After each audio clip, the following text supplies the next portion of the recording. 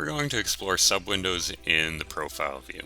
So right now I've got one sub-window visible, and it's my mass hall diagram. Now if I want to resize how much space that is taking up, I can grab this divider in between the two views and pull it to wherever I'd like. Now I can also right click in here, click Profile Options, select the sub-window area, and we can change that to be a different height.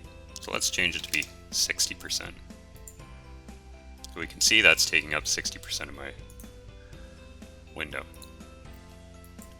We could also define that by millimeters, and in this case it's nice when we go to have that line up with our drawing package to use actual paper units rather than percentage. Now if we'd like to show something different or additional attributes in that sub-window area, we can. I'm going to right click. I want to remove my mass hall diagram, so I'm going to click select, highlight my mass hall, click remove. Now in this case I want to delineate my curves, and I also want to add in 2 custom labels.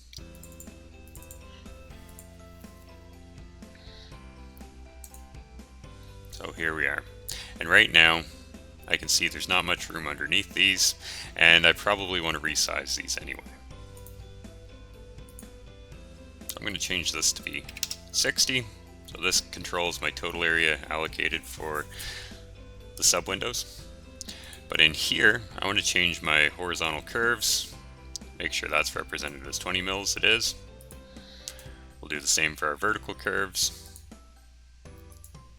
And custom label 1, we'll click options and we can see we've got a different user interface.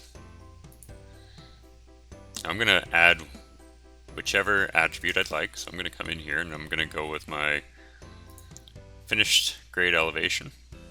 So that's surface elevation here in the L-line folder.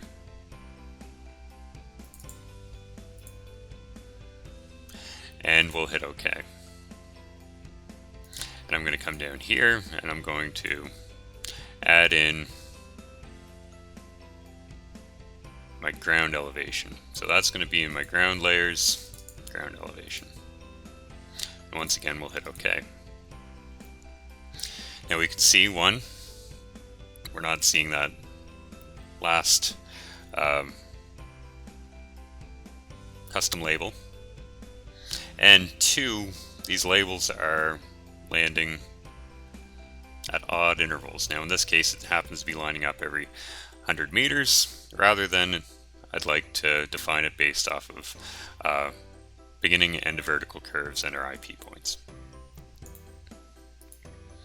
So we can come in here, we'll click options. I'm going to select my format and I want this to be based off millimeters as well. So I'm going to set that to be 10 millimeters. And my point selection, rather than being every 100 meters, I'm going to set that to be beginning of vertical and end of vertical curve points, and at my profile points. I'm going to do the same over here.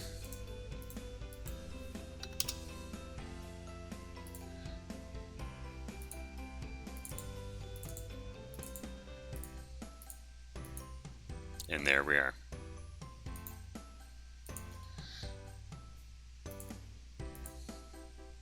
If we want to add a descriptor at the front here, we'll come back in, click custom label options, and we'll say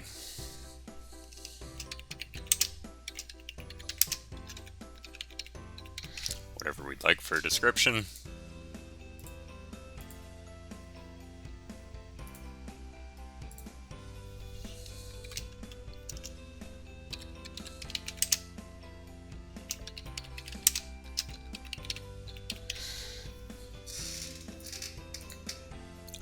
And there we are.